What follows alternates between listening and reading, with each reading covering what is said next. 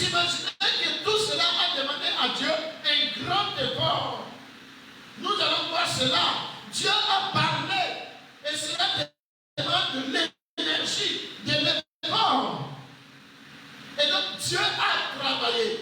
Et dans le commencement, s'il a travaillé, ça veut dire déjà que le travail était au commencement.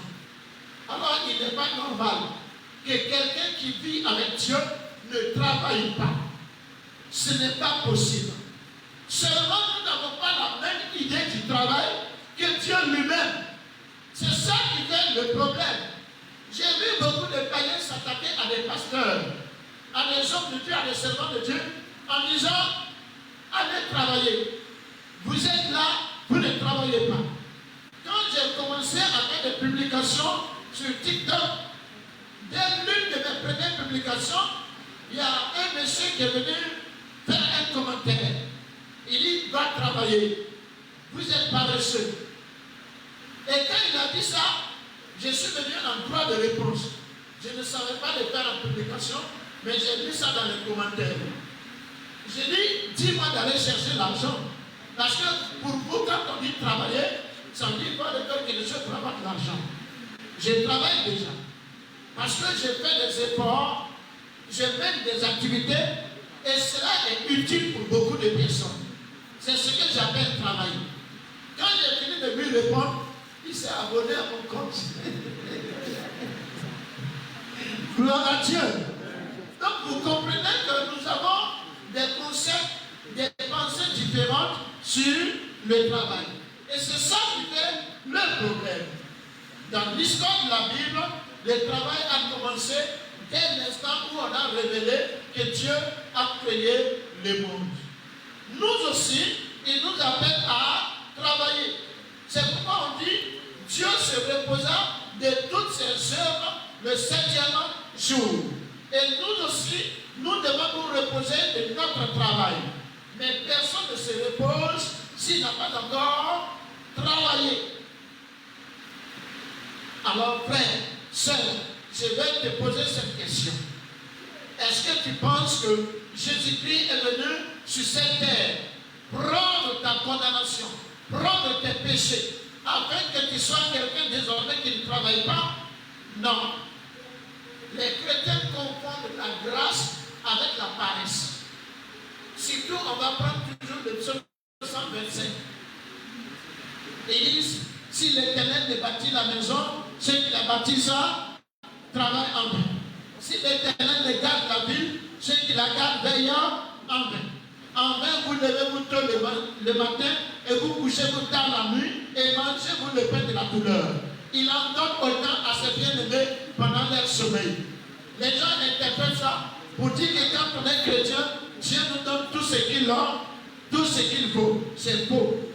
Ce n'est pas ce que ça veut dire. Ça veut tout simplement dire que Dieu accompagne la volonté, la détermination et les efforts de ses enfants. Il les bénit et cela produit des fruits certains. Alors frère, sœur, est-ce que tu comprends qu'il faut que tu travailles? Il a fallu que Dieu prenne la peine de parler et que toute la création soit en place. Et donc la création que tu vois est la preuve, elle est le résultat de ce que Dieu a fait. Mais pour que ce soit là, Dieu devait parler. Il a fourni des efforts.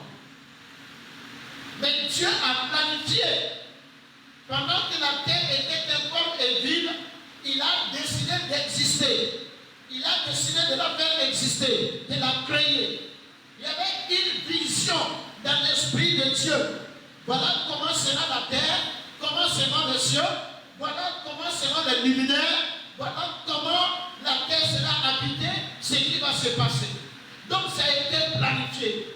Dieu savait ce qu'il faisait. Un travail est planifié. C'est de la conscience. Ce n'est pas du n'importe quoi. Non. Alors bien aimé, il nous revient aux uns et aux autres de nous mobiliser et à être des chrétiens qui glorifient notre Dieu parce que tout simplement nous travaillons. Il y a quelque chose à noter.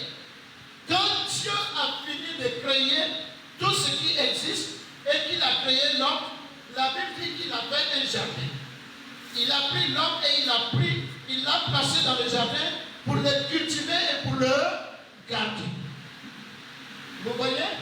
Nous, quand on dit il faut aller travailler, nous pensons au salaire. Mais quand Adam devait cultiver et garder le jardin, il devait penser à quoi? Parce que tout était déjà dans le jardin. Il avait tout à manger. Donc, qui était le voleur à l'époque? Il n'y en avait pas.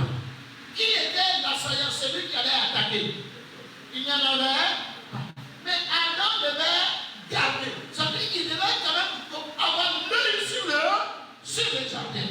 Ici, garder, c'est avoir le fardeau au sujet du jardin. Donc, il ne s'agissait pas du fait qu'un voleur ou un destructeur existe. Mais il s'agissait du fait que Adam est en lui le pardon de maintenir le jardin dans de bonnes conditions. Et cela lui demandait des efforts et cela était son objectif. On dit pour le cultiver, tout était déjà là. Les plantes, les arbres étaient déjà à leur maturité. Les fruits étaient déjà là. Mais c'était pour gagner quoi? Mais là, c'était des messages, des symboles. Si tu travailles, tu dois travailler. L'histoire du travail s'est poursuivie lorsque Adam et Ève ont péché et ont été chassés du jardin. Dieu est venu, il a dit à Adam, tu mangeras désormais à la sueur de ton front. Le sol te refusera ses fruits. Il ne te donnera que des épines, des ronces. Il y avait toujours le travail. Ça veut dire que tu dois planifier maintenant de vivre toi-même. Alors aujourd'hui, c'est ce travail que beaucoup de chrétiens font. Où ils planifient la survie. Il faut que je trouve quelque chose à faire pour survivre. C'est ça qui me donne de l'argent. C'est ça qui me donne des habits. C'est ça qui me donne une maison. C'est ça qui me donne une famille. C'est ça qui me donne de la nourriture. Donc il faut que j'aille travailler. Il travaille avec l'esprit de survivre. Ça, c'est dans la condition de la malédiction. Dans la condition du péché. Et remarquez effectivement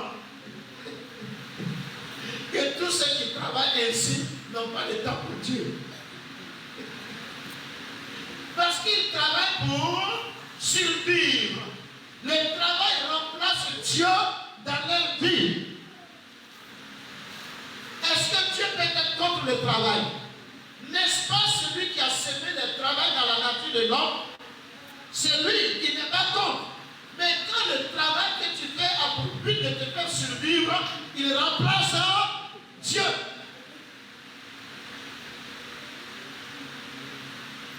Et donc, comprenons l'histoire du travail. Dans le jardin, il était une obéissance, une soumission, un témoignage de reconnaissance à Dieu. En dehors du jardin, dans le péché, il est un moyen de survie. On veut échapper à la menace de la mort. La mort par la famine. La mort par le manque. On veut échapper à la sensation du manque. On veut échapper à la sensation de la détresse. En ce cas, le travail est le témoignage d'une malédiction. Dans ce cas, le travail est le témoignage du péché. C'est le témoignage de la mort. La Bible dit le salaire du péché, c'est la mort. Ce travail, la cause du stress. Il tourmente. Il épuise. Il anéantit. Ce travail-là, quand on finit de le faire, on est brisé dans son âme, brisé dans son esprit et brisé dans son corps. Mais c'est quand même du travail. Seulement, ce n'est pas le bon travail.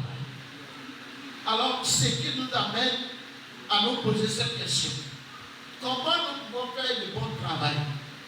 il faut d'abord avoir la bonne mentalité et adopter les bons comportements autour du travail. Ça, c'est important. Bien aimé, qu'est-ce que c'est en réalité qu'une mentalité? Une mentalité, c'est aussi la pensée, mais c'est la manière de considérer les choses. La différence entre les hommes vient seulement dans leur manière de considérer les choses. C'est là que se trouve la différence. Bien aimé, tu es blanc, je suis noir. Il est jaune et l'autre est rouge. Cela ne fait pas de différence entre les hommes. Il est de l'Europe, je suis de l'Afrique, l'autre de l'Asie, tel autre de l'Amérique. Cela ne fait pas la différence. Il est dit vivre dans un pays développé, moi dans un pays sous-développé. Cela ne fait pas de différence. Il n'y a même pas de différence entre les pays. Il n'y a pas de différence entre les nations. La question du développement, c'est tout simplement une question de mentalité. C'est là le problème.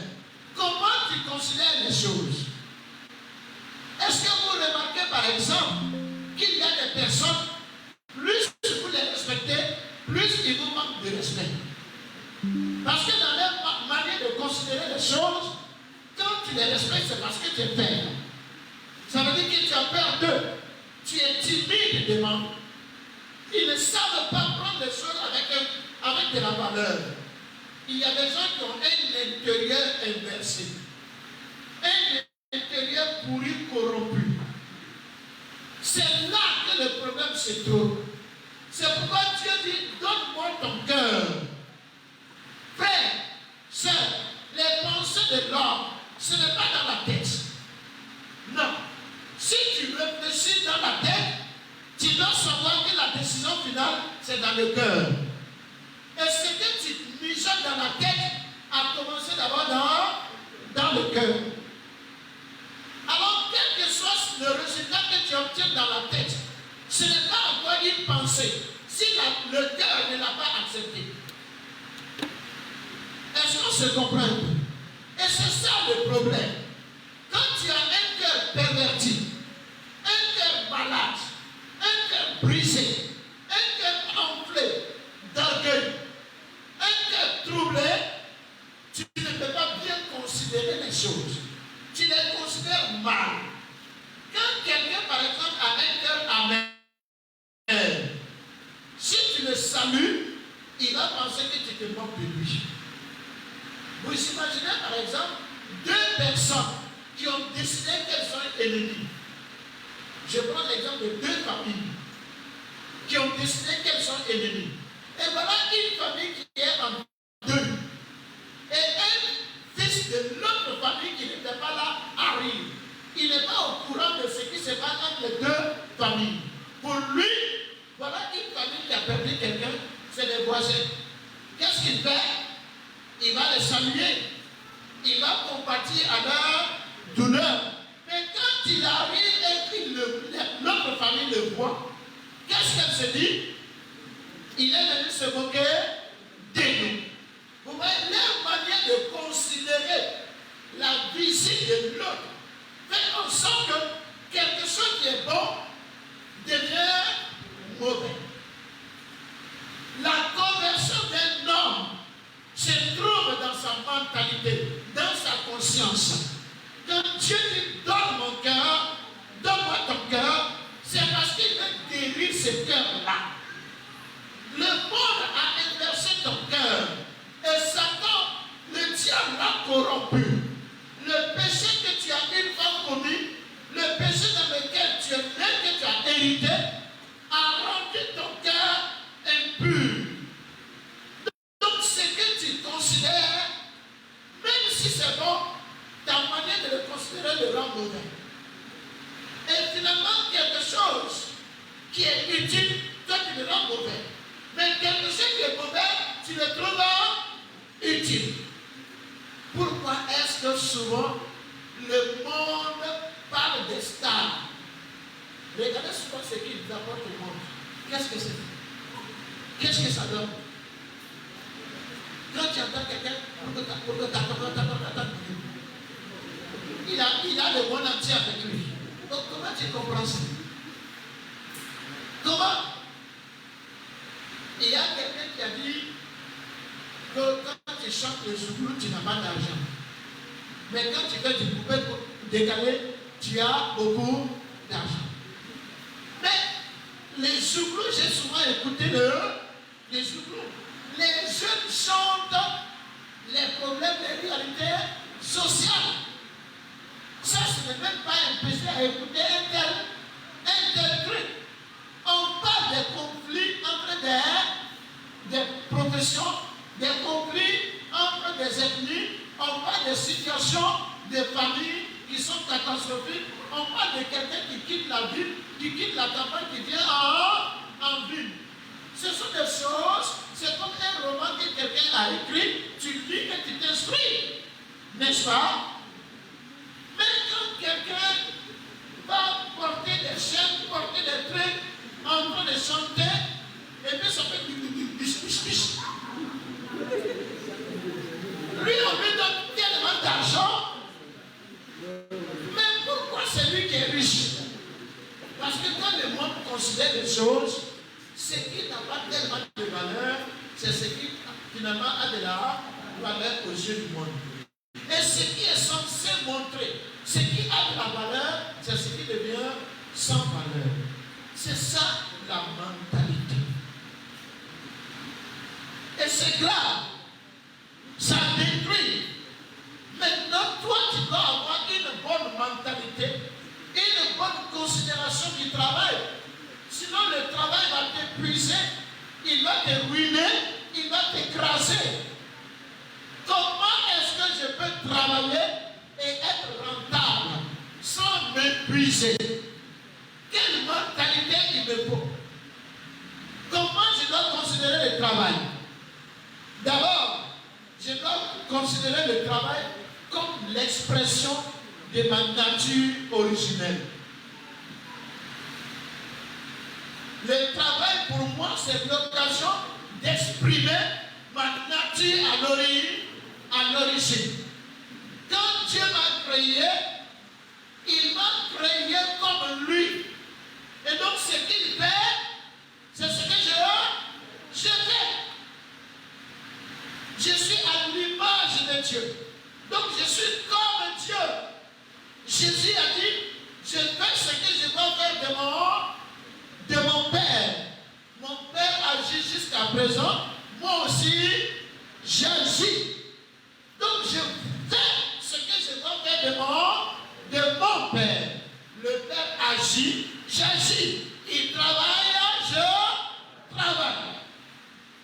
Donc vous comprenez, le mariage, le travail comme le mariage, la première considération, c'est d'exprimer sa nature à l'origine. C'est comme ça. Mais si tu ne comprends pas que le travail est pour toi l'expression de ta personnalité, de ton identité dès le départ, de ton identité originelle, le travail devient pour toi une corvée. Ça devient pour toi quelque chose que tu fais à contre-cœur. Et ce genre de travail-là épuise. Frères, sœurs, sachez que nous devons travailler parce que tout simplement, à l'origine, nous étions faits à l'image de Dieu et nous devions travailler parce que Dieu travaillait. Et jusqu'aujourd'hui, quand tu prends Romains 8, le verset 29, la Bible dit quoi? Il a dit, car ceux que Dieu a connus d'avance, il les a aussi prédestinés à être semblables à l'image de son Fils, afin que son Fils fût le premier-né entre plusieurs frères. Nous sommes à l'image de Jésus, et Jésus est à l'image du Père. Et donc nous sommes à l'image du Père. Ce qu'il est, c'est ce que nous sommes. Ce qu'il fait, c'est ce que nous faisons. Alors comment Dieu peut travailler et toi tu es paresseux? Comment Dieu peut travailler et toi tu dors? Comment Dieu peut travailler et toi tu ronfles? Et tu dis, je suis à l'image de Dieu, c'est que toi tu es dessiné au crayon. Et puis sans doute un crayon cassé. Il y a des parties de toi qui ne sont pas apparues. Donc, c'est pas si tu es à l'image de Dieu, alors tu vas travailler. C'est obligé. Deuxièmement, quelle considération on donne à Dieu au travail du moins? Comment tu considères le travail? Tu dois considérer le travail comme une adoration de Dieu. C'est-à-dire, tu agis par amour et par soumission. C'est ça le travail. Quand tu entends souvent les gens dire non, je veux du travail, je veux du travail. Et quand tu vois la manière dont ils considèrent le travail, tu comprends qu'ils n'ont jamais voulu travailler. Ils cherchent de l'argent. Alors un travailleur et bien chercher de l'argent, il y a une différence. Celui qui travaille vraiment, c'est un adorateur. Il adore Dieu. Le travail est comme un rituel. C'est un acte symbolique et un acte qui est un témoignage de notre amour pour Dieu et de notre soumission. Celui qui travaille, on va expliquer quelque chose là-dedans. Frère, sœur, quand tu travailles, qu'est-ce qui se passe exactement? Tu te souviens que Dieu t'a fait ainsi. Cela veut dire tout simplement que tu es encore reconnaissant à ton Créateur. Le travail amène à garder l'humilité. Regardez la plupart de ceux qui critiquent sont des gens qui ne travaillent pas. Non! Quelqu'un qui travaille, il n'a même pas le temps et puis il n'aime pas critiquer. Au travail, ceux qui parlent de plus, remarque très bien, ce ne sont pas les travailleurs. Ils sont là pour distraire les autres. Et ce sont eux qui voient tout ce qui se passe dans l'entreprise. Tu as remarqué que hier, les chefs étaient de bien à l'hôpital. Tu as remarqué, non? D'habitude, 8h30, il est là. Hier, jusqu'à 10h. C'est lui seul qui a vu les chefs. Et je vous assure qu'il va commander ça. Si ça se trouve que sa femme était cachée contre lui. Bon, dites-moi, comment quelqu'un peut être en train de manipuler une machine et bien être en train de dire ça? Est-ce que c'est possible? Non. Au moment où il dit ça, il a assis derrière quelqu'un qui travaille. Et c'est lui qui envoie de l'énergie de critique. C'est normal qu'il soit ainsi. Parce qu'il ne fait pas ce qu'il doit faire. Alors travailler nous amène à reconnaître l'autorité de Dieu. Travailler nous amène à démontrer notre obéissance. Travailler nous amène à souligner que nous acceptons notre soumission de tout notre cœur. Et quand on se soumet, on ne se soumet pas à contre-cœur. Non, c'est avec amour. Vous savez, tout ce qui se fait dans l'adoration, c'est ce qui se fait avec soumission et amour. Combien de personnes ne rendent pas service à d'autres personnes? Parce que même Satan rend service, n'est-ce pas? Mais est-ce que c'est de l'adoration? Non, il le fait avec une idée malicieuse derrière. Combien de personnes s'occupent des orphelins? ONG, orphelins de 75 ans. On prend soin d'eux tous. Mais tenez-vous bien que souvent il est le premier orphelin. Ça veut dire ce qui rentre, si on donne 10 millions pour les orphelins, le premier orphelin, lui n'a pas seulement ta vie, son père savait. Il a perdu aussi sa terre. Là, il n'a plus perdu, c'est le premier orphelin. Donc, les autres orphelins, quand ils reçoivent 100 000, ils sont contents. Mais l'orphelin principal a pris 3 millions. Qui va se plaindre? Personne.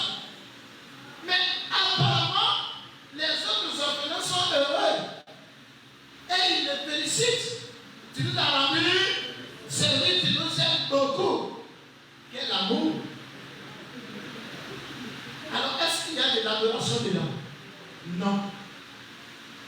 C'est la même chose pour quelqu'un qui te donne 50 000 francs parce que tu le lui as demandé, il n'a pas su comment il va te le refuser.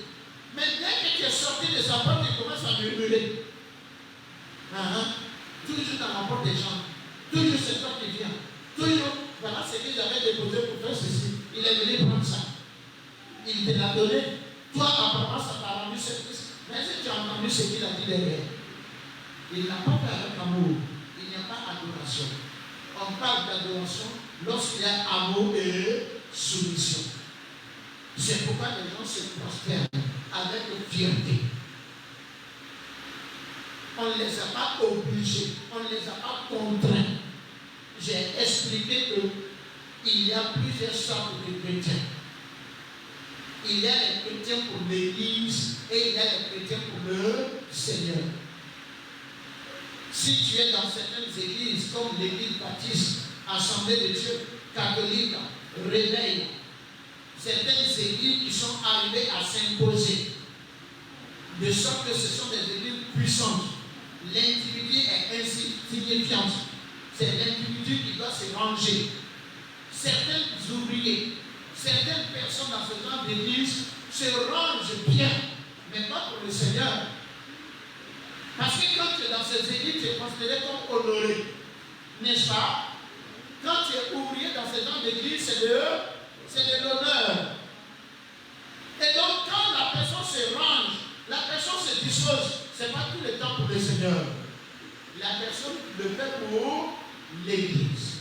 Parce que si on renvoie la personne, si on descend la personne, à la fin de l'évangile, si on met quelqu'un sur le système, ça veut dire quoi pour lui? Qu'est-ce qu'il ressent? Qu'est-ce que ça change? Mais si l'église baptiste te met sous discipline, tu vas le sentir. Si les assemblées de Dieu te mettent sous discipline, tu vas le sentir. Parce que tu connais le moyen de pression et tu le sens réellement, n'est-ce pas? Et donc tu peux être sanctifié sans être sanctifié. Ça veut dire que ta vie est rangée parce que tu as besoin de l'honneur et de la considération de l'église, mais pas pour le Seigneur. Par contre, quand une église n'a pas un certain pouvoir et que les chrétiens sont dedans, ils ont une certaine liberté. C'est là qu'on voit qui est chrétien, qui n'est pas chrétien. On voit comment ils méprisent les choses spirituelles. Ce qui oblige certains hommes de Dieu à trouver des stratégies. Mais souvent, c'est les fidèles qui les rendent comme ça. Ils sont désobéissants, ils sont insoumis, ils sont méprisants. Parce qu'il n'y a pas de moyen de pression. Mais quand quelqu'un adore Dieu, même dans ces conditions-là, il se soumet, il est humble et il est amour. Il agit sans contrainte. C'est de lui-même, de l'intérieur de lui-même, et il n'y a pas d'autre raison que le fait de vouloir voir la vie se manifester. Ça, c'est l'adoration. Donc, travailler, c'est adorer Dieu. Considérer que tu es en train de faire quelque chose qui donne à Dieu de l'importance, de la grandeur, de la souveraineté, de la suprématie dans ta vie. Alors, un paresseux qui adore Dieu, son adoration est une abomination. Un paresseux qui prie, sa prière est une abomination. Un paresseux ou un négligent qui loue, sa louange est une abomination. Parce que tout ce que tu fais et qui ne se fait pas dans l'adoration, ça n'arrive pas au ciel. Ta prière doit se faire dans l'adoration. Tes dons doivent se faire dans l'adoration. Je vais dire quoi? Ton évangélisation doit se faire dans l'adoration. Ta dîme doit se faire dans l'adoration. Ça veut dire dans amour et soumission à Dieu. Mais combien de personnes le font? Combien de personnes travaillent ainsi? Combien? C'est pourquoi vous voyez les chrétiens ne prospèrent pas. Parce qu'ils travaillent contre Dieu. contre Dieu. C'est ce qui fait la différence entre le chrétien et le monde. Regardez ceux du monde. Ce sont eux qui ont tout. Et souvent, nous on dit non, c'est parce que Satan est le prince de ce monde. C'est faux, ce n'est pas la raison. La seule raison, c'est que quand le monde travaille, quelle que soit la mentalité avec laquelle il considère le travail, son travail porte fruit. Mais nous sommes dans une gouvernance. Nous sommes dans un système. Nous sommes dans un règne où tout doit être pur. Donc si ce que tu fais, tu ne le fais pas avec pureté, tu contestes Dieu. Et si Dieu est contre ton travail, il ne prospérera pas. C'est pourquoi souvent nous sommes assis dans le bas du panier. Il t'insulte, et puis toi tu ne parles pas, tu ne peux rien dire. En tout temps, on a trouvé, regardez-le. Il n'a même pas payé. Mais parce que ton travail n'est pas béni.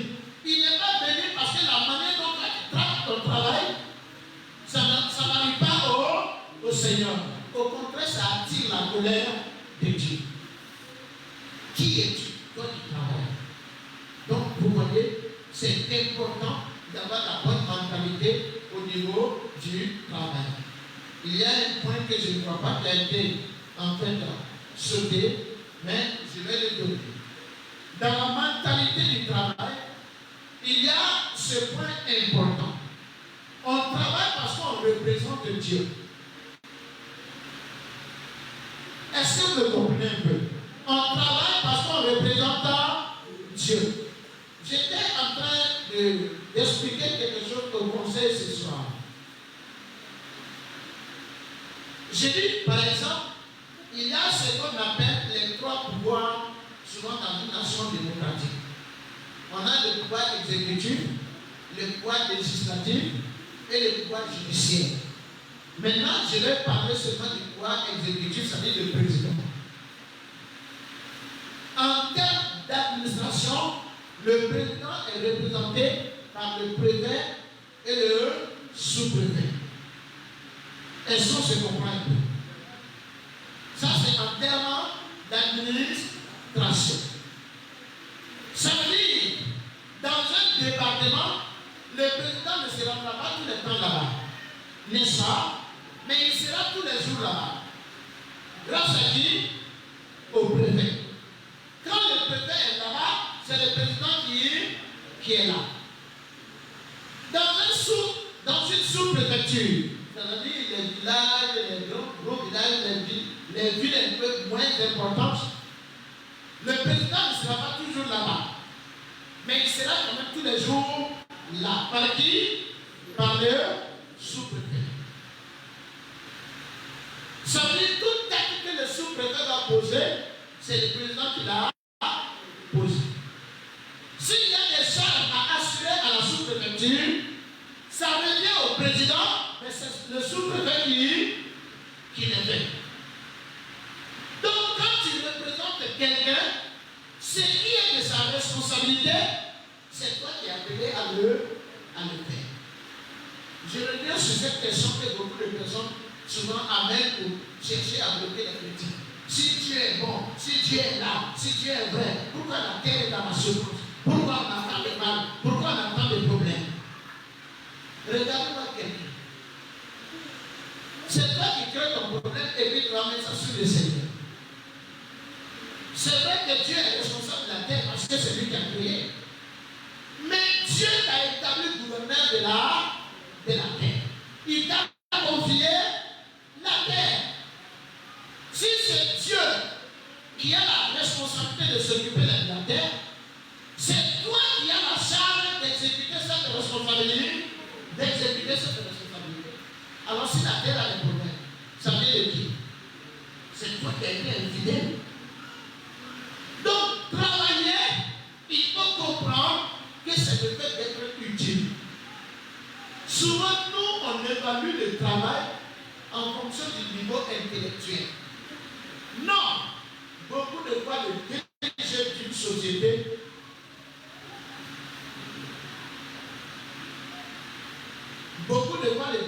le président directeur général d'une société ne vaut pas mieux qu'un ouvrier parmi les marchés. il ne faut pas mieux que le mécanicien des machines. Non, lui il a juste eu les idées du projet. Il a juste eu la constitution des dispositions, il a eu les moyens, il l'a mis dedans. Mais celui qui arrange les machines là, s'il n'arrange plus les machines, il n'y aura pas de société, il n'y aura pas d'entreprise. Vous êtes d'accord avec moi? Celui qui fait le marketing, s'il ne le fait pas, il n'y aura pas de clientèle. Vous êtes d'accord avec moi? Donc quand tu travailles, c'est l'utilité qui compte d'abord. Est-ce que tu es utile? Ton travail, qu'est-ce qu'il va faire exactement? C'est pourquoi il y a certaines activités qu'on demande aux chrétiens de ne pas faire. Tout simplement parce que ces activités-là ne les rendront pas utiles, mais ça les rendra nuisibles.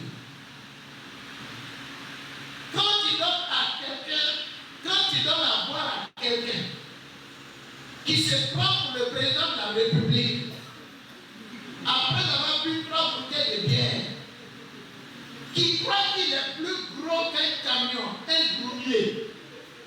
Les camions viennent, ils le regardent en face. Et il leur dit, tu ne vois pas que je clignote, non? Dis-moi, pourquoi tu as été utile? Dis-moi. Maintenant, voici le père d'un enfant qu'on pourrait écraser. Il a 3 enfants à la maison. Il a une femme à la maison. Il pourrait mourir. Personne ne devrait t'en vouloir. Personne ne va dire pourquoi il a quitté ici, il est mort. Mais au fond de toi, tu sais que tu es l'auteur de ce qui est arrivé. Est-ce qu'on se comprend? Donc, personne ne cible une activité pour dire telle activité est mauvaise. Mais si tu fais une activité dans l'esprit de représenter le Seigneur, toi-même tu sauras ce qui est à faire, ce qui n'est pas à faire. L'utilité compte beaucoup. Si quelqu'un fait le pressing, il va mépriser ce travail parce que c'est juste du pressing. Apparemment, pour ça, pour avoir une femme, ça devient compliqué. On dit, c'est pas le jeune homme, lui qui se débrouille dans le pressing là. C'est lui qui pense qu'il est qui, il veut nous faire la cour. C'est pas lui qui a le problème, c'est toi qui es top que j'ai dit. Parce que tu évalues le travail à une hauteur, il faut être à la nouvelle tour du plateau. C'est ça qui montre que tu travailles. Tu peux être là-bas et puis savourer. Non. Mais celui qui fait le principe, imaginez que c'est un chrétien. Quand il prend les habits le matin, quand il vient, il prie avant de commencer. Toute habit qu'il prend, il prie dessus. Et il a nettoyé, il a arrangé, il dépose. Voilà quelqu'un qui était embouté par sa femme. Une femme qui était emboutée par un homme. Voilà quelqu'un qui était embouté par sa famille ou bien qui était embouté par les sorciers. Et l'emboutement était dans les habits.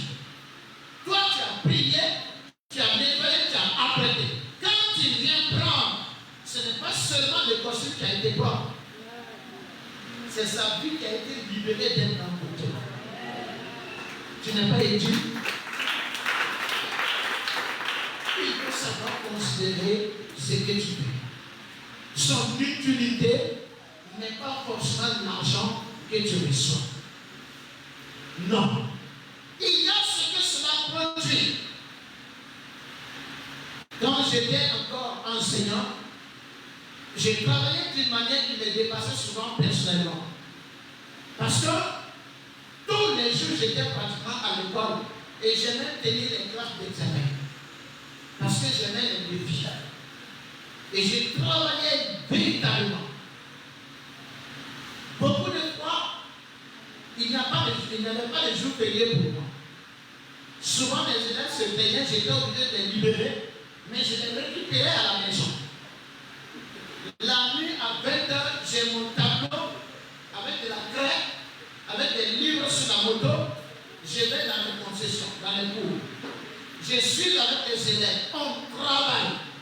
Je rentre, je dois venir préparer les fiches. Le lendemain, je suis encore en train de travailler. Et les gens souvent étaient étonnés, me demandaient mais pourquoi je faisais ça. Pourquoi? chose qui était dans ma tête, c'est que ces enfants-là étaient sous la responsabilité de Dieu. Dieu veut qu'ils grandissent. Il veut qu'ils réussissent. Il veut qu'ils soient de bonnes personnalités, dans de bonnes conditions. Qui peut être bon dans de mauvaises conditions? Il faut qu'ils soient dans de bonnes conditions. Mais comment Dieu va créer cela si ce n'est pas moi? Quand moi je les abandonne, c'est Dieu qui les a abandonnés. Voici la raison pour laquelle je travaillais ainsi. Tout ce que tu fais. Colossiens 3:24. 1 Corinthiens 10, 31. Tout ce que tu fais, fais de bon cœur, comme pour le Seigneur. Tout ce que tu fais, fais à la gloire de Dieu. Voilà comment toi tu dois considérer le travail. La mentalité. Alors si quelqu'un a un tel cœur, pourquoi est-ce que Dieu refuserait de devenir ce qu'il fait? Pourquoi est-ce que Dieu lui fermerait les portes du travail? Pourquoi? Pourquoi? Mais souvent quand nous on dit on veut travailler, en fait on ne pense même pas à ce qu'on va aller faire. On pense à ce que ça va donner. Je me rappelle quand on m'avait confié la première église à Bankura. À ce moment, j'ai remarqué que l'église était remplie brusquement. J'ai pensé que c'était mon onction. Et il y avait beaucoup de jeunes. Ah! Je me suis dit, vraiment, c'est que Dieu m'a appelé. Mais après, quand j'ai commencé à avoir les entretiens avec les jeunes, je me suis dit, il y a une autre onction qui est ici. Parce qu'il y avait 2 jeunes douaniers dans la ville à l'époque, à non au pas amusé. Ils passent sur de gros scooters, de grosses motos. Quand ça passe, tu n'entends pas les bruits. Et, excusez-moi, ce sont les jeunes, donc inconscients et irrespectueux. Ils sont avec une fille claire le matin, bronzée à 10h, noir à midi, chocolaté à 15h. Tu ne peux pas imaginer. Alors, tous les jeunes sont dans l'esprit de vengeance parce qu'on a arraché leur copine. Alors, ils veulent aussi être douaniers. C'est là que je comprends maintenant pourquoi l'église était pleine. Il y avait un esprit de gloire en fait. Alors, imaginez quelqu'un qui va être douanier. Et puis, au lieu déjà de voir la surveillance de tout ce qui peut être dangereux, où il allait préserver le pays de tout cela, dans sa tête, c'est l'argent que lui va récolter. Vous voyez, premier service, première corruption. Comment il peut résister lui? Et s'il échoue, il va s'en prendre à Dieu. Je ne comprends pas. Le Seigneur est contre moi et on va dire esprit de blocage. J'ai vu mon oncle en son, c'est lui qui a bloqué mon concours. Mais ton oncle était logé dans ta conscience. Si tu as une mauvaise interprétation du travail, lui il va loger là-bas et il va bloquer. Donc ce n'est pas lui le problème. Maintenant vous comprenez, nous avons en plus de la mentalité des comportements qu'il faut avoir autour de son travail. Celui qui travaille fait nécessairement de l'effort. Et l'effort appelle à la manifestation de 2 choses essentielles. Quand on dit que quelqu'un fait un effort, ça veut dire quoi? Dans effort, on a le mot force. Donc dans l'effort, on a celui qui est fort, donc on a la force. Et dans la force, il y a 2 choses importantes. On a les moyens, les ressources comme des moyens qu'on peut disposer, et on a l'énergie. C'est ça le problème. Écoutez-moi, l'échec beaucoup de fois des chrétiens vient du fait qu'ils ne mettent pas les moyens dans les activités qu'ils font. Vous allez voir quelqu'un qui regarde une personne qui va attirer, lui aussi il va attirer. Mais il ne cherche même pas à savoir Athéké marche. Pourquoi est-ce que chez elle, ça se passe comme ça? Il ne prend pas la peine d'avoir les moyens qu'il faut. Il ne met pas les moyens qu'il faut. Non, il veut faire comme les autres. Il veut avoir comme les autres, mais il n'utilise pas ce que les autres utilisent. Tu n'as même pas la connaissance de l'activité.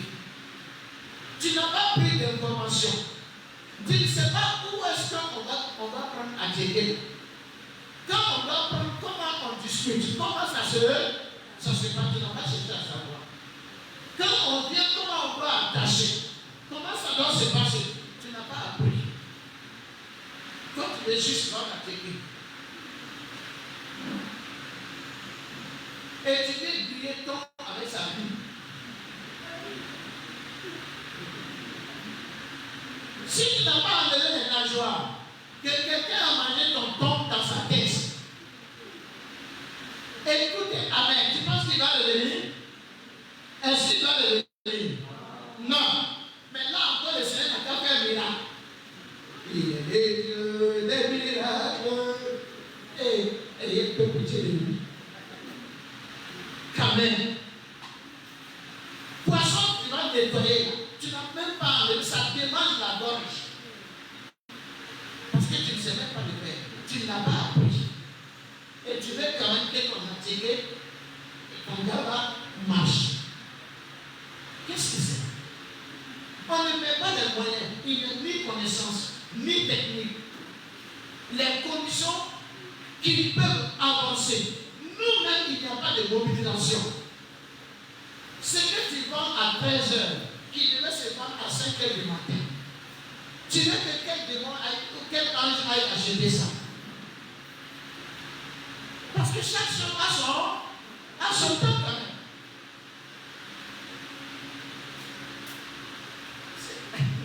Excusez-moi. C'est comme ça qu'il peut vendre des choses à midi. Mais il connaît aussi les personnes vers qui il faut aller. Mais il a la connaissance. Vous êtes d'accord avec moi?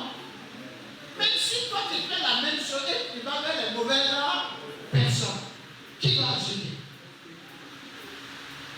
Parce que tu vois quelque chose de chaud à midi dans chaleur intense, tu vas transpirer, tu vas prendre? Non. Mais celui qui demande à transpirer, il va prendre. Et Absalom connaît celui-là. Il sait où aller. Est-ce qu'il a les moyens de sa politique? Mais nous, on n'agit pas. On ne se cultive même pas. On ne cherche pas. On ne dispose pas des choses qu'il faut. Non. Il faut mettre tous les moyens que Dieu t'a accordés. Tes talents doivent être en valeur. Les gens qui veulent tout faire, tout ce qu'ils voient, une fois qu'ils ont vu quelqu'un attraper 5 minutes pendant que les autres, ça les élève projet. Le Seigneur m'a mis à cœur.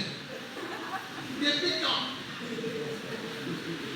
Convoitise t'a mis à cœur que le Seigneur. Tu as vu cette même fois que la dame a attrapé tout ça.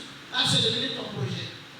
Quand il vient s'asseoir, il vient s'asseoir, sa tête est en train de tourner. Mais comment ça a évolué? Comment ça s'est passé jusque-là? Tu le sais. Qu'est-ce qu'il met dedans? Tu le sais. Il y a quelqu'un qui ne prie même pas pour les activités. Or, la dame qui est en train de faire ces activités-là, elle allait consulter son maman. L'autre allait consulter son gourou. L'autre allait voir son fétiche. Toi, tu fais pour toi là, au hasard. Tu ne pries pas, tu ne jettes pas, tu n'associes pas tes responsables à ce que tu fais. Et souvent, vous vous rencontrez au marché. Elle est respectueuse vis-à-vis de ses démons. Elle les honore.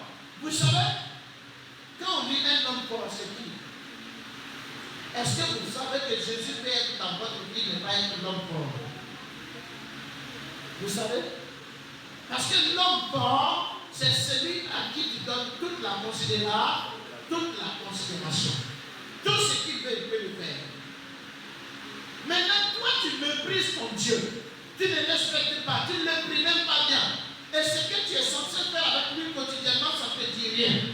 Et maintenant, te voilà au marché en train de vendre, je ne sais pas si je vais prendre comme exemple, escargot, peut-être orange, ceci, cela.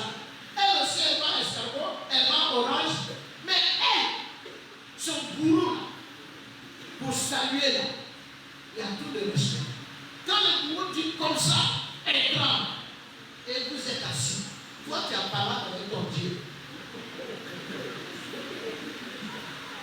Et ça t'étonne de voir que tu es chrétienne, mais celle qui pratique des œuvres diaboliques réussit, et chez toi, ça ne marche pas. Et puis on dit souvent, non, je ne comprends pas le Seigneur, pourquoi Dieu permet ça? Il ne permet pas. C'est toi qui le permets. Respecte ce qui entretient ton activité, alors ton activité sera entretenue. Elle respecte. Elle respecte ce qui entretient son activité. C'est ça son problème. Je vous assure que beaucoup de ceux-là, ils ont des jours où ils ne mènent pas leur activité. Un musulman, j'avais donné ma voiture à mon père. Il était en train de serrer. Et puis il y a eu la prière de 16 heures. Quand le muezzin a prié, il a jeté les pieds devant moi. C'est comme si c'était un interview. Il a jeté tout de suite les pieds. Et il a dit, je vais la prier. Il n'a même pas cherché à savoir, est-ce que je suis d'accord, est-ce que je ne suis pas d'accord. Si je ne suis pas d'accord, je prends ma voiture, je continue. Mais lui, il va la prier. Bon, demande qu'il revienne à cette activité-là et que ça ne marche pas. Vous pensez que ce que Jésus nous donne, le monde n'a pas ça? Le monde n'a pas les choses substantielles, telles que la paix, le salut, l'espérance, la gloire éternelle, les vertus divines. Le monde n'a pas ça. Mais mariage, le monde a le monde. Le monde a le mariage. Santé, le monde a la santé. L'argent, le monde a l'argent. Les connaissances pour avoir de l'argent, pour réussir, le monde a les arts. Le monde a ça aussi. Mais le monde respecte ce qu'il rencontre. Mais nous, on ne respecte pas notre Dieu. Donc ça nous étonne qu'eux, ils arrivent, ils réussissent, et puis nous, apparemment, c'est bloqué. Mais écoute-moi très bien, quand deux esprits sont quelque part, et toi, tu es en conflit avec ton esprit, tu es en conflit avec celui qui doit te tenir, lui, il s'est retiré, et lui, il est en accord avec son esprit, et l'esprit là est le seul présent, il va dominer toutes les deux activités. Comment pour toi va marcher? Comment? Parce que lui, son esprit qui fait avancer pour lui, profite en même temps pour reculer pour toi. Il s'appelle mauvais. On a dit quoi? Esprit mauvais. Esprit malin. Donc il s'appelle là malin. Et tu veux qu'il fasse du bien? Si la vocation fait quoi? Du mal.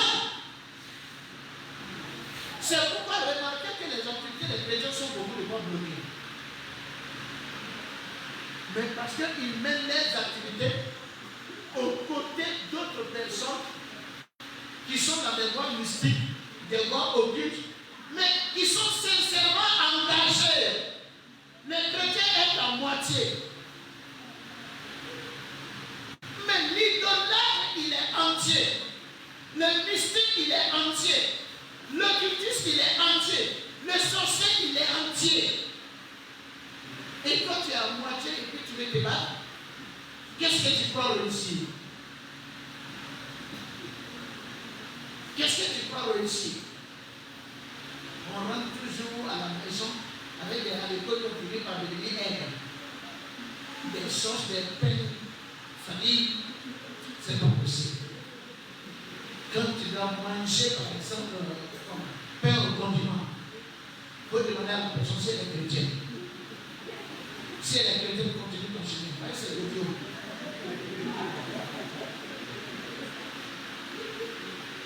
Je suis sérieux. Parce qu'ils se laissent trop mal. Ils ne sont pas sincères avec leur Dieu. Ils ne sont pas honnêtes avec leur Dieu. Et nous sommes dans des environnements environnement où les gens embrassent leur Dieu. Ils élèvent leur Dieu. Et quand toi, ton Dieu te quitte, qu'est-ce qui se passe? Leur Dieu, non seulement les bénit, mais prends-toi ta bénédiction pour leur donner. Ça ne vous étonne pas. Alors, nous n'appliquons pas les moyens nécessaires. Et c'est ça qui fait le travail. Et ce n'est pas bien. Ce n'est pas bien. La deuxième chose qu'on trouve, qu'on ajoute aux moyens, c'est l'énergie. En fait, l'énergie est la ressource de la force. Personne n'est fort sans énergie. L'énergie, lorsqu'elle est activée, on parle de la force. Tu ne peux pas regarder quelqu'un parce qu'il est gros et grand et puis tu dis, lui, il est fort. Non. Il faut qu'il fasse quelque chose d'abord pour que tu saches s'il est fort ou non. On doit sentir de l'énergie agir, soit en termes d'efficacité, de vitesse, de puissance, ou en termes d'endurance, de persévérance. Quand on dit que quelqu'un est fort, c'est ça. Efficacité, puissance, vitesse, ou alors endurance, persévérance. Mais ces choses-là, tu ne peux pas les manifester sans énergie. Non. Regardez. Souvent, quelqu'un commence à prier une minute, il est fatigué. Mais parce que l'énergie de la prière manque. Quelqu'un commence aujourd'hui, il prend des engagements avec Dieu. Moi là, désormais, quand tu vas prendre devant le Seigneur, tu vas me dire que je vais prier. Et puis après, tu ne veux pas te l'intégrer. Il ne peut pas faire ça, il n'y a pas d'énergie. Il n'y a aucune énergie. Et c'est ça le problème. Sans énergie, tu ne peux rien. Or, l'énergie, c'est une question de motivation, une question de raison d'activité. C'est-à-dire la raison pour laquelle tu agis. C'est ça, l'énergie. Pourquoi est-ce que tu fais quelque chose? S'il n'y a pas une bonne raison, il n'y aura pas d'énergie. Les gens abandonnent le Seigneur. Les gens se retirent du Seigneur. Parce qu'ils n'ont jamais eu de bonnes raisons d'avancer avec lui. Les raisons qu'ils avaient sont les raisons qui peuvent tomber. Donc quand la raison tombe, son énergie tombe. Voilà le problème. Pourquoi tu ne peux pas étudier? La raison pour laquelle tu étudies, c'est une raison qui ne tient pas. Alors quand elle va tomber, ton énergie pour étudier aussi va tomber. Nous n'avons pas souvent d'objectif. Nous n'avons pas de but. Il n'y a pas quelque chose que nous recherchons et qui nous tient. La Bible dit à tes résolutions répondra le succès. Une résolution, quelqu'un qui est résolu, ça veut dire quelqu'un qui est déterminé, ça veut dire quelqu'un qui veut forcément. Mais pour vouloir, il faut vouloir quelque chose. S'il n'y a rien que tu veux, quelle force tu vas avoir? S'il n'y a rien que tu veux, quel courage tu vas avoir? S'il n'y a rien que tu veux, quelle endurance tu vas manifester? S'il n'y a rien que tu veux, quelle persévérance tu vas manifester? C'est pourquoi vous voyez la Bible dit qu'il y a beaucoup d'appelés, mais peu de lui. Pourquoi? Parce que beaucoup de personnes vont oublier, ignorer leurs objectifs, le but de leur existence, le but de leur ministère, le but de leur vocation. C'est-à-dire, ils vont ignorer, ils vont oublier. Et quand ça va tomber, c'est forcé, ils vont se refroidir. Beaucoup de chrétiens sont froids. Beaucoup de chrétiens sont froids. Tout simplement parce que les raisons pour lesquelles ils doivent être chrétiens ne sont plus.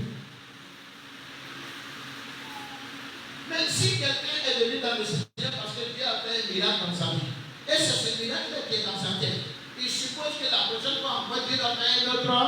miracle. Et ça traîne à venir. Sa raison n'est pas tombée. Et si sa raison tombe, est-ce que son attendement pour le Seigneur va rester? Non. Il va souvent bricoler, il va tenter de s'attacher, mais il n'y a plus rien qui le tient. Il n'y a pas d'énergie. Tout ce que tu fais sans énergie, ça se démarre. C'est maladroit, c'est gauche, c'est brisé, c'est du pouvez clouer. Parce qu'il n'y a pas d'énergie. Or, Dieu dit par Joël que les pères disent je suis fort. Ça veut dire donc, revenez et trouvez de l'énergie en moi. Dans Néhémie 8:10, Néhémie dit au peuple de Juda, il dit que la joie du Seigneur soit votre force. Ça veut dire donc votre énergie. Ne pas de penser que votre repentance donne de la joie à Dieu, alors que cela vous pousse à aller davantage à Dieu. Ne restez pas dans la tristesse. Vous êtes déjà attristé et Dieu a été content pour cela. Alors maintenant, changez votre tristesse en comportement d'humilité, d'obéissance, de justice devant Dieu. Voilà ce que ça veut dire. Alors, qui a de l'énergie ici? L'énergie dans la vie chrétienne, l'énergie dans son travail. Qui a de l'énergie? Mais c'est ça le travail. C'est ça le travail. Quand tu travailles, ça va être efficace. Quand tu as de l'énergie, tu as le pardon de ce que tu dois faire. Et quand tu as le pardon de ce que tu dois faire, forcément tu vas chercher comment bien le faire. Et tu vas réussir. Mais si tu n'en as pas le pardon, tu ne peux pas bien le faire. Non. Et c'est ça qui piège les gens. Les gens ne sont pas professionnels. Et souvent quand on dit ça, tu vois, nous les Africains, nous plaignons toujours. Souvent tu vas dans les autres nations, dans les autres continents, quelqu'un commence une entreprise. Lui-même il est capable de se mettre un petit salaire. Parce qu'il veut d'abord que l'entreprise grandisse, s'asseye, se dispose. Mais si cette entreprise-là, au moment où elle s'est développée, même tu l'as pris, tu l'as donné à un Africain, tout de suite il va appeler sa maîtresse.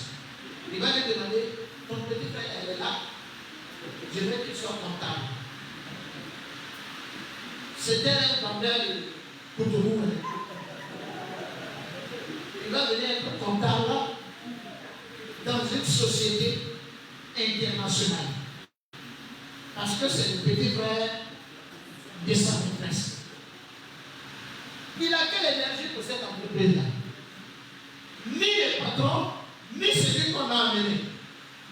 Comment cette entreprise peut évoluer? Non. Vous voyez par exemple, en Afrique, quelqu'un a une entreprise.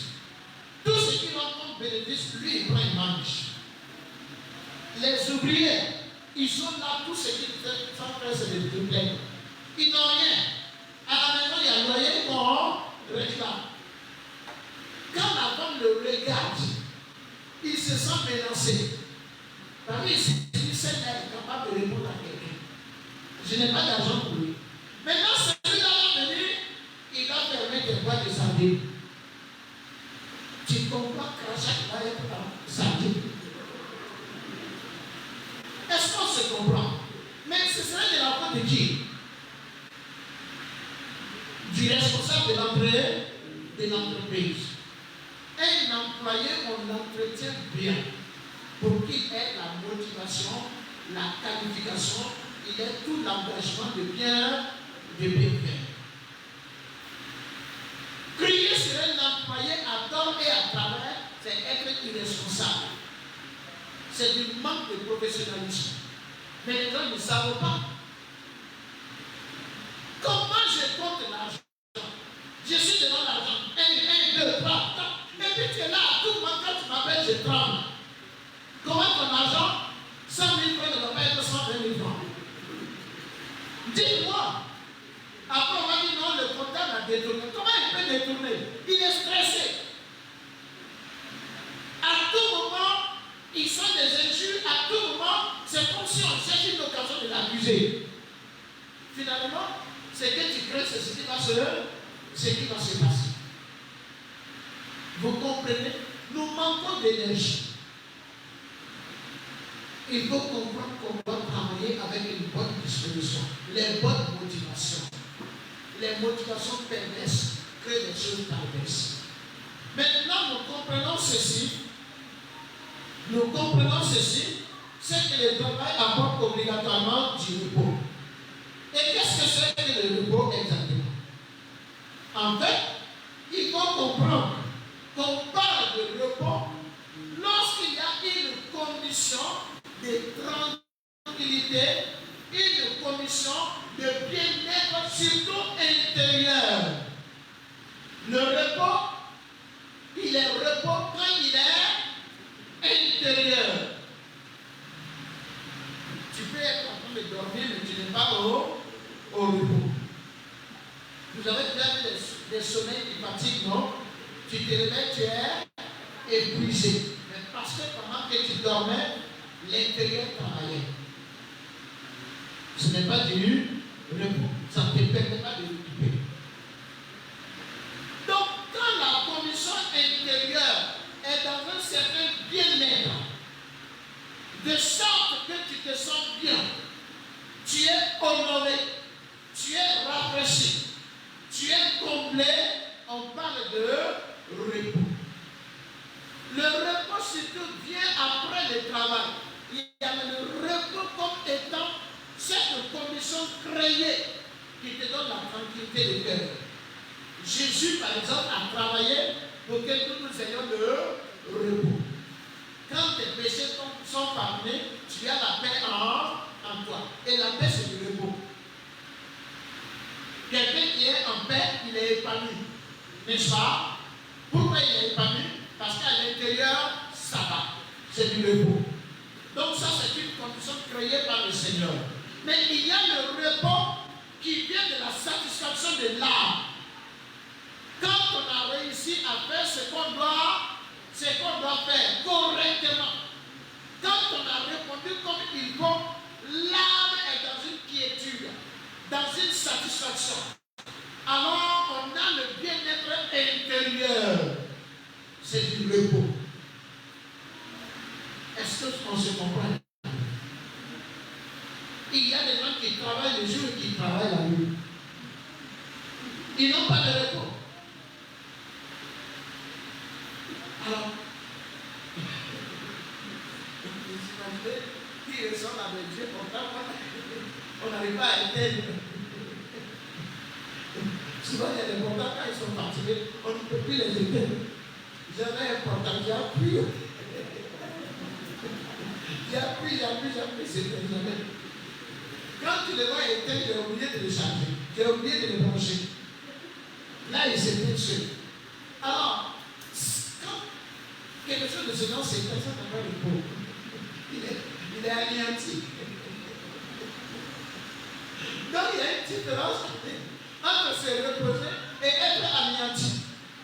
Il y a ceux qui sont anéantis et ne se reposent pas. Parce qu'ils n'ont pas de repos. Mes frères, sœurs, c'est vrai que nous avons pris beaucoup de temps. Il faut que tu comprennes que tout travail apporte du repos. Il y a le repos qu'on a pendant le travail et il y a le repos qu'on a après le travail. Et ça, il faut que nous le comprenions. Nous avons quelques repos. Nous pouvons avoir 4 sortes de repos que je donne ici. Le premier repos que le travail donne, c'est lorsque le travail est fait dans l'obéissance et la soumission. Quand vous êtes en train de travailler dans l'adoration, ce travail-là se fait de manière pratique. Parce que Dieu est celui qui nous accompagne avec du jus. Dans Ésaïe 65, au verset 8, la Bible dit ceci. Quand il y a du jus dans une grappe, on dit de la détruis pas. Parce qu'il y a là une bénédiction. Quand ce que tu es en train de faire adore le Seigneur, qu'est-ce que Dieu va faire? Il va te soutenir, il va booster cela. L'apôtre Paul dans 1 Corinthiens 9, 16, surtout le verset 18, il dit quand je travaille, ma récompense, ce qui fait ma joie, ce qui m'encourage, c'est même que je travaille. C'est le fait que je le fasse. Le fait que Dieu ait mis la main sur moi et me demande de le faire, c'est déjà une chose pour moi de le faire. Alors quand c'est comme ça, tu es déjà honoré. Est-ce que vous avez remarqué? Quand tu travailles et puis tu parles, ça te fatigue. Tu travailles, tu penses, ça te fatigue. Mais quand tu travailles et puis tu chantes, tu ne sens pas de la fatigue. Est-ce que vous avez remarqué? Justement. L'adoration est plus énergique et plus énergétique que la chanson. Si déjà tu es en train de faire quelque chose dans la dignité, remarquez que tous ceux qui chantent pendant qu'ils travaillent, ils chantent des chansons de dignité. Et quand tu es en train de chanter des chansons de dignité, le message qui sort, c'est lui qui travaille. C'est pourquoi les Américains noirs ont finalement créé le gospel. Et les plus grands artistes, ce sont les Américains noirs. Pourquoi? À cause des travaux dans les champs de canne à sucre. Les travaux étaient pénibles. Pour pouvoir les supporter et les exécuter, il fallait chanter. Et quand ils chantaient leur réalité et ils chantaient des chansons d'espoir. Donc ils se vantaient pour montrer qu'ils sont durs, ils ne vont pas céder. Personne ne peut les briser. Même s'ils sont dans cette situation, ils ont de la valeur. Et ils se disaient, nous sommes dans cette situation, mais tôt ou tard, quelque chose va changer. Ce qu'ils chantaient était le message. Et le message était l'énergie. Et l'énergie était la force. Et la force était la résilience, c'était la persévérance, c'était la puissance, c'était l'efficacité. Est-ce que vous voyez? Alors, si dans ton esprit il y a de l'adoration, pendant que tu es en train de travailler, tu vois le Seigneur dans sa joie, dans sa fidélité. Tu te vois comme honoré et digne d'être en train de faire ça pour le Seigneur. Obligatoirement, cela te donne une énergie extraordinaire. Donc, tu as du repos. Il y a également le repos de l'assistance. Le repos de l'assistance, qu'est-ce que c'est? Le fait que tu es dans le plan de Dieu, ce que tu fais dans ta pensée, dans ton objectif, c'est d'honorer le Seigneur. Alors Dieu t'aide lui-même par l'Esprit de Dieu, par sa force et son énergie à lui, Dieu t'aide à le faire. Dans Ésaïe 26, il est dit ceci: Éternel, tu mets en nous la paix, car tout ce que nous faisons, c'est toi qui l'accomplis pour nous. Tout ce que nous faisons, c'est toi qui l'accomplis. C'est nous qui faisons, mais c'est Dieu qui accomplit. En réalité, c'est l'assistance. Quand tu te mets dedans, toi, ton énergie ne peut pas suffire, mais Dieu va t'accompagner. C'est ça le repos de l'assistance. Le Seigneur porte notre bagage avec nous. C'est pourquoi dans Matthieu 29, il a dit: prenez mon joug sur vous, parce que mon joug est doux et léger. Je suis humble de cœur. Ça veut dire, je porte avec vous votre fardeau, votre joug. Je porte ça avec vous. Donc le repos, le travail que tu fais ne t'écrase pas. Parce que Dieu le porte avec toi. Dieu travaille avec toi. Dieu t'accompagne dans ce travail. Voilà donc ce que ça donne. Amen. Ça, c'est le repos de l'assistance. Maintenant, il y a le repos de la confiance et de l'espoir. Ça veut dire quoi? Quand tu travailles, je vais vous expliquer quelque chose. Vous savez quoi? Quand tu travailles juste avec l'idée de ce que tu vas avoir, avec l'idée de ton patron qui doit te payer, avec l'idée de ce que tu vas prendre chez ton client, si on vient t'embouter, tu sais que ça peut marcher. Est-ce que vous savez? Si tu travailles avec l'idée seulement de ton patron qui doit te payer, s'il retient ton salaire, tu sais que Dieu peut ne pas réagir parce qu'il n'est pas forcément concerné. Mais si tu sais que le travail que tu fais, c'est pour le Seigneur, être utile, de sorte que Dieu sent que ce que lui veut s'accomplir. Si ton patron retient ton salaire, tôt ou tard, il va le vomir. Parce que c'est entre le Seigneur et puis lui. Donc, n'a rien à voir de moi. Dieu a dit à moi le salaire, à moi la rétribution, à moi la vengeance, à moi la rétribution. Donc, quand tu es avec lui et que quelqu'un vient te déposséder, c'est le Seigneur qui va te défendre. C'est le Seigneur qui va te défendre. Mais nous, les chrétiens, nous n'avons pas la bonne disposition dans le travail. C'est pourquoi l'ennemi arrive à dévorer ce qui nous revient. Si ton travail est une adoration, Dieu ne permettra à personne de t'empêcher de l'adorer. Ça, c'est l'une des choses qu'il garde jalousement. Ton adoration. La seule chose qui transperce le ciel, c'est l'adoration. Tu peux beaucoup prier, mais si ta prière n'est pas faite dans l'adoration, ça n'arrive pas au ciel. Tu peux donner beaucoup de choses, mais si tes dons ne sont pas faits dans l'adoration, ça n'arrive pas au ciel. Tu peux faire beaucoup de sacrifices, mais si tu ne les as pas fait dans l'adoration, ça n'arrive pas au ciel. Alors, si quelqu'un est en train de travailler dans l'adoration, c'est lui qui va retenir tes biens. C'est Dieu qui va lui répondre. C'est lui qui va attaquer tes activités. C'est le Seigneur qui doit attaquer. Alors, protège ton activité par ton adoration. Alors, c'est lui qui travaille dans l'adoration.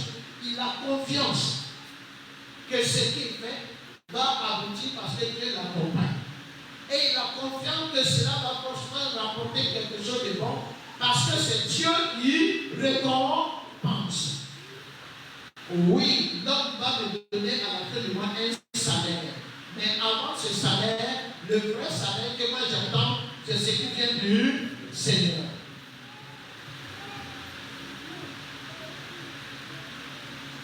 Alors, si vous attendez du Seigneur et que votre salaire vient, même si c'est 10 francs, il sera utile. Mais si votre travail est devenu une idole, l'argent que ça doit procurer, que ça doit donner, ça vous prend toute la tête. Vous allez l'avoir, mais vous allez aussi le dépenser sans vous en rendre compte. Et quand on vous le vole, vous devez le défendre vous-même. Parce que ça, c'est notre Dieu. Et c'est ça qui fait le problème. Ensuite, il y a le repos de la jouissance. Le repos de la jouissance, c'est ce que nous voyons toujours dans le même passage. Vous voyez, la Bible dit dans Hébreux 4, le verset 10. Il est dit, nous allons le reprendre.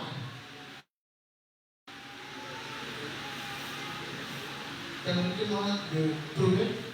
Car celui qui entre dans le repos de Dieu se repose de ses œuvres comme Dieu s'est reposé des siennes. Le repos de la jouissance, c'est quoi? Est-ce que c'est normal que tu puisses travailler, mais que tu ne jouisses pas de ce que ton travail a donné? La Bible dit que Dieu a travaillé 6 jours. Et le 7e jour, il s'est reposé. Répondez-moi, Dieu peut-il se fatiguer? Est-ce que Dieu peut se fatiguer? Mais il ne devait pas là-bas pour se reposer. Pourquoi il se repose? Dites-moi. Mais pourtant, on dit qu'il a pris tout un jour pour lui pour se reposer. Maintenant, posons des questions. Qu'est-ce qui se passe ce jour-là? Dans l'Ancien Testament, c'est nous, on l'a appelé comment? Le sabbat. Alors dites-moi, qu'est-ce que c'est pas les jours du sabbat? Comment? Non, les jours du sabbat, c'est seulement pour adorer Dieu.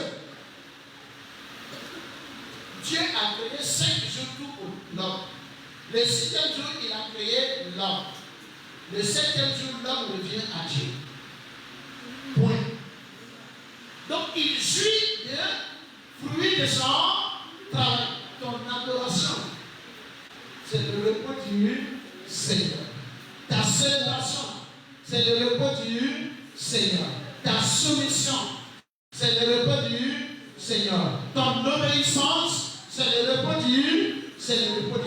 C'est ça qu'on appelle le repos. La jouissance du profit de ce qu'on a travaillé, ce qu'on a cultivé, ce qu'on a établi. On en profite. Et la Bible dit que ceux qui sont en Christ se reposeront de leurs œuvres. À cause de ton obéissance à Dieu, tu as perdu beaucoup d'avantages ici. À cause de ta foi, tu as souffert beaucoup de choses. À cause de ton sacrifice pour Dieu, tu as été méprisé, tu as connu beaucoup de peine. Les jours où tu meurs, cela est réservé au ciel. La conséquence de tout ça, ce sont des récompenses pour toi au ciel. C'est ce qui va faire la différence entre les chrétiens au ciel. On sera peut-être tous sauvés si on croit en Jésus-Christ, mais on ne sera pas les mêmes. Il y aura une différence. Il y en a qui seront plus honorés que d'autres au ciel, en fonction de qu'est-ce qu'ils ont été entre les mains du Seigneur ici. Toi, tu as fait ta vie chrétienne sans dérangement. Quand ça te plaît, tu fais, rien ne te dérange. Tu n'as jamais fait quelque chose qui t'a choqué un peu, quelque chose qui t'a déchiré un peu, quelque chose qui t'a humilié un peu. Donc tout est normal. Et tu vas trouver un homme de Dieu, une servante de Dieu. Tu vas trouver une fille, un fils de Dieu quelque part. Toute sa vie a été ballottée à cause de sa marche avec le Seigneur. Et tu penses que tu vas t'asseoir dans le même quartier que lui. Pourquoi? On va t'envoyer dans le gouverneur. Pendant que lui, il est dans le grand quartier qui paye. C'est son résultat. C'est ça qu'on appelle se reposer de ses œuvres. Dimanche, quand l'éclair est venu, et puis il y a un peu d'éclaircissement, tu fais comme ça. Non, il pleut, tu ne peux pas aller à l'église. Et voilà quelqu'un qu'on a battu parce qu'il est allé à l'église, il a dormi sous la pluie. Et le lendemain, il était encore à l'église.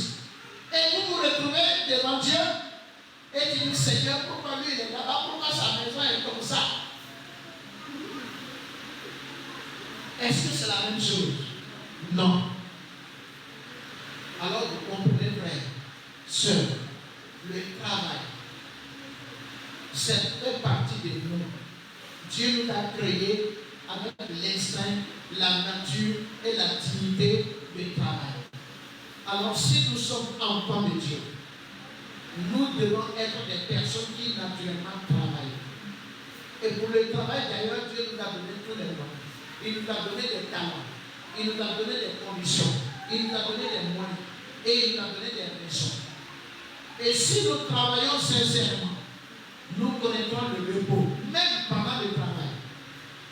Nous connaîtrons le confort de travailler pour le Seigneur dans notre relation. Nous connaîtrons la bénédiction d'être assistés. Quand nous commençons, Dieu termine. Nous connaîtrons le besoin nous connaîtrons le bonheur d'être sécurisés et d'avoir la joie que ce que nous faisons va aboutir certainement et nous redonnera forcément un bien-être que nous n'avions pas. Et nous connaissons le bonheur de l'espérance. Nous attendons certainement des choses meilleures, des choses excellentes pour nous. Tu dois être un travailleur, tu dois être une travailleuse. Il faut que tu t'intéresses à travailler et que Dieu te bénisse simplement dans le nom de Jésus. Amen.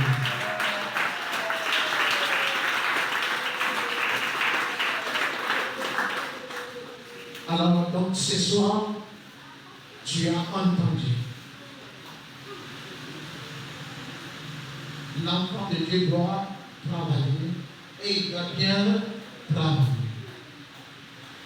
Et il doit travailler sans stress. Sans stress. Parce que les raisons pour lesquelles il travaille ne doivent pas le stresser. Le travail n'est pas le moyen de survivre. Il faut plus travailler comme ça. Si tu travailles comme ça, le travail va t'éloigner de Dieu. Et le travail va te rendre hypocrite. Parce que tu vas faire semblant d'être utile, mais c'est ce que ça donne là que tu es.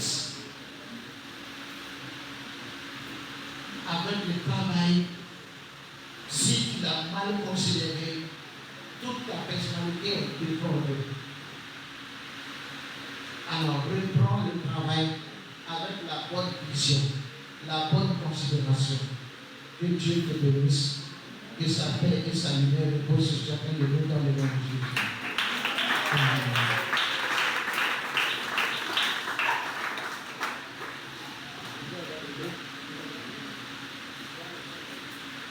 Alors, nous allons laisser la place à quelques questions parce que c'est une conférence. On est déjà à moins de 10 heures. Donc, si vous avez des questions, vous pouvez les envoyer assez tôt parce qu'on a prévu de finir avec 1 heure et il est 9 actuellement.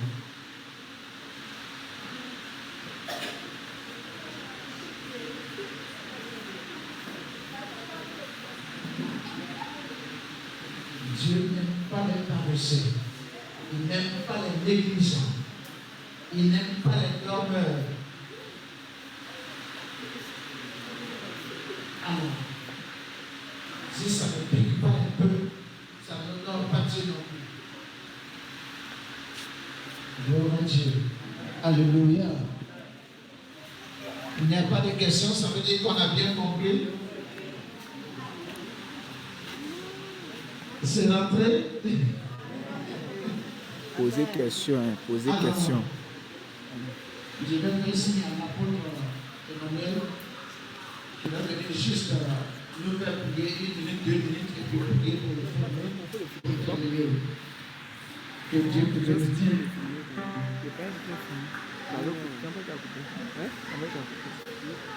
Gloire à Dieu. Est-ce que tu peux encore acclamer le Seigneur, s'il te plaît?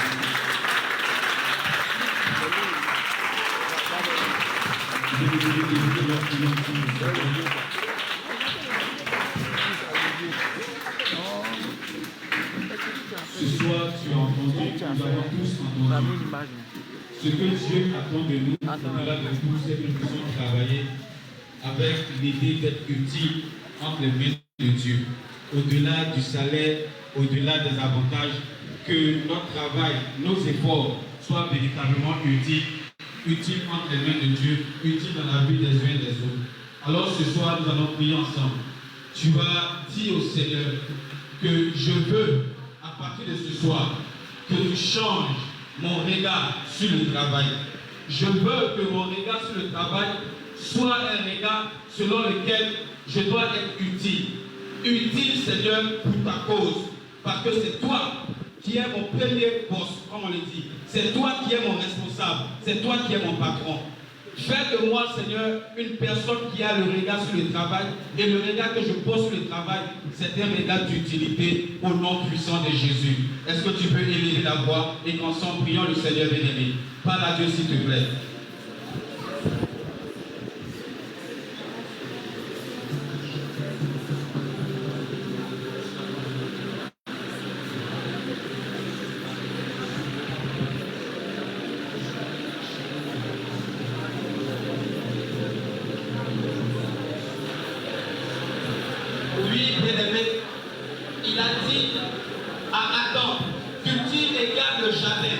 Alors qu'il avait déjà tout à l'intérieur de ce jardin, alors qu'il avait déjà tout disposé dans ce jardin. Mais qu'est-ce qu'il attendait? Il voulait voir de la part d'Adam le caractère de la responsabilité de l'utilité. Ce soir, tant que nous travaillerons juste pour le salaire, nous serons du côté de la malédiction du travail. Mais lorsque nous serons en train de travailler afin d'être responsables, afin d'être utiles, et parce que nous sommes une partie de Dieu, parce que nous sommes le prolongement de Dieu, alors nous sommes la part de la bénédiction du travail. Nous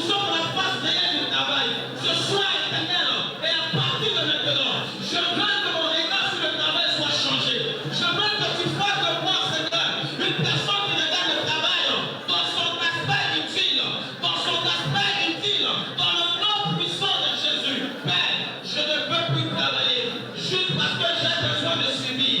Je ne peux plus travailler juste parce que Seigneur, j'ai besoin d'un certain confort. Je veux aller au-delà de toutes ces choses. Et Seigneur, être utile, être au prolongement, au nom puissant de Jésus. Est-ce que tu es en train de demander cette grâce au Seigneur?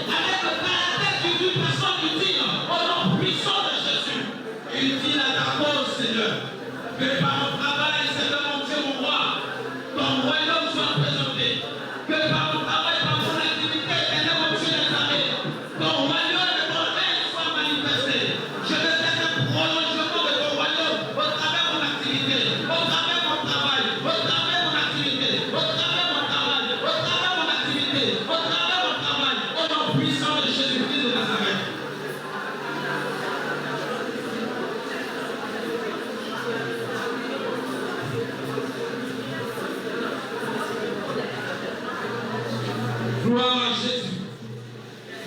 Nous allons encore parler à Dieu. Et tu vas demander au Seigneur son accompagnement dans toute activité que tu mènes maintenant. Et dans toute activité que tu auras à mener. Qu'il soit celui qui t'accompagne. Que cette activité, tu ne l'amènes pas de tes propres moyens, de tes propres forces. Oui, tu veux être utile. Mais comment est-ce que tu seras utile si Dieu ne t'accompagne pas? Tout ce que nous faisons, c'est lui qui l'a accompli pour nous. Alors ce soir, de tout mon cœur, dis à Dieu, je veux être utile, je veux être responsable de toi dans mon activité. Mais j'ai besoin de ton accompagnement. Mais j'ai besoin de ta force. Joins-toi à moi, Seigneur, et qu'ensemble, nous faisons les choses correctement. Est-ce qu'un travailleur peut commencer à élever la voix et parler à Dieu? Ne dis pas que je n'ai pas encore du travail. Même avant que tu fais ton travail, tu es déjà quelqu'un de responsable. Tu es déjà quelqu'un d'utile. Alors parle à Dieu maintenant. Et là, la voix élevée. Et soupire après l'aide du Saint-Esprit. Et là, la voix. Et soupire après l'accompagnement du Saint-Esprit. Au nom puissant de Jésus.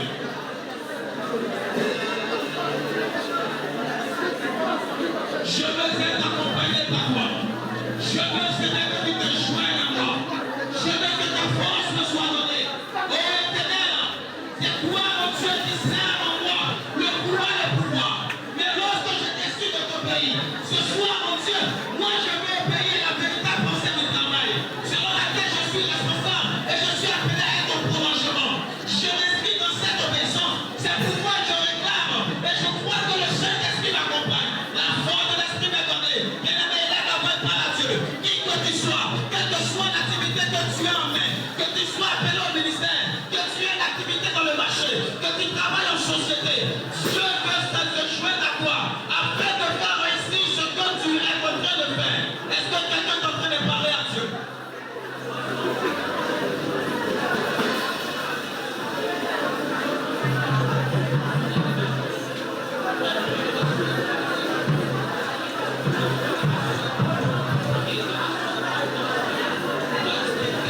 Bien-aimé, est-ce que tu peux parler fortement au Seigneur? Ce soir, Dieu a donné des détails favorables. Est-ce que tu peux parler réellement à Dieu? Ce soir, le Seigneur te donne la possibilité de restaurer toutes choses en ce qui concerne le travail. Ce soir, est-ce que tu peux parler à Dieu? Je ne fais pas parce que je sais d'abord. Oui, mon Dieu, même quand je m'intéresse, même quand je cherche à être formé, c'est toi qui me rends capable, mon Dieu, d'examen. C'est toi qui me donne de recevoir. C'est toi qui me donne de faire. Alors ce soir, Éternel,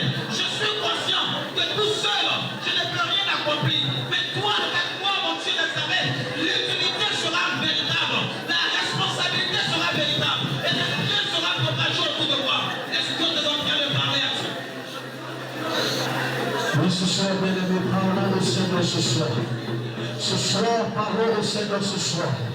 Le Dieu qui produit en nous le fruit et le fer. C'est ce même Dieu ce soir qui nous accorde la grâce ce soir de répartir toutes choses par l'adoration en ce qui concerne le travail. Ce soir, pendant que tu pries, Dieu est celui en ce soir qui vient changer la réalité de là où il y avait les actions qui étaient déjà. Ce soir, bien-aimé, pendant que tu réponds cette grâce à Dieu, il y a celui qui vient te donner la capacité. Tu as une nouvelle responsabilité qui manifeste une révélation concernant le travail. Pendant que tu parles à Dieu, Dieu est celui qui te fait grâce à ce soir. Jésus, merci d'avoir changé mon regard sur le travail. Et merci, Seigneur, de soutenir ce regard, ce nouveau regard. Merci de m'aider, mon Dieu des années, à garder cette nouvelle vision, à garder ce nouveau regard au nom puissant de Jésus. Amen. Bien-aimés, prenons ensemble ce dernier sujet, ce troisième et dernier sujet. Nous allons demander au Seigneur que nous voulons avoir le repos du travail qu'il nous donne. Quelle que soit la dimension du repos de ton travail, de ton activité, parce que ton regard a changé sur le travail, parce que tu sais maintenant que tu dois travailler parce que tu es une partie de Dieu, parce que tu dois être utile comme Dieu est utile, parce que tu dois être responsable comme Dieu est responsable, et parce que le Saint-Esprit t'accompagne afin de soutenir ce nouveau regard, il est plus que normal que tu puisses avoir le repos, que ton travail te produit le repos. Quelle que soit la dimension de ce repos, que ce soit l'assistance, que ce soit l'espoir que ton travail te donne, que ce soit la jouissance que ton travail te donne, quelle que soit la dimension de ce repos, dis au Seigneur, je veux que mon travail me procure le repos maintenant. Je ne veux plus travailler, Seigneur, avec l'impression que je suis dans l'amertume, mais je veux vivre le repos que mon travail me donne au nom de Jésus. Est-ce que quelqu'un est en train de parler à Dieu maintenant? Est-ce que tu es là un peu, tu parles au Seigneur? Est-ce que tu es en train de parler à Dieu, bien-aimé?